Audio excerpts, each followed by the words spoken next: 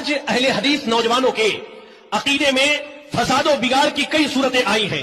ان میں بالخصوص میں آپ کو اشارہ کرتا چلوں, ایسے غیر منہجی علماء کو سننا یا ایسے غیر منہجی اشخاص کو سننا جو علم پھیلاتے ہیں لیکن سلف کے منہج پر نہیں پھیلاتے ہیں. مثال دوں, ہندوستان میں مشہور لوگ ہیں, مولانا اسرار احمد صاحب ایک گمراہ آدمی گزرے ہیں, انجینئر محمد علی مرزا صاحب, مفتی طارق مسعود صاحب, طارق جمیل صاحب, ان جیسے جاوید احمد غامدی صاحب, یہ وہ لوگ ہیں جن کی وجہ سے آج اہل حدیث نوجوانوں کے عقائد میں فساد آ رہے ہیں. ان کو سنتے سنتے ایک وقت کے بعد نوجوان صحابہ کا گستاخ ہو جاتا ہے, اور صحابہ کے گستاخ کے بارے میں علماء کہتے ہیں کہ وہ زندیق ہے, زندیق ہے, زندیق ہے. یاد رکھیں ان چیزوں کو, یاد رکھیں. عقیدے میں بگاڑ, عقیدے میں فساد, منہج کی خرابی آپ کو یہاں لے کر کے آئے گی کہ آپ جب مر کے اس دنیا سے جائیں گے تو اللہ رب العالمین آپ سے راضی نہیں ہوگا. کیسے اللہ راضی ہوگا؟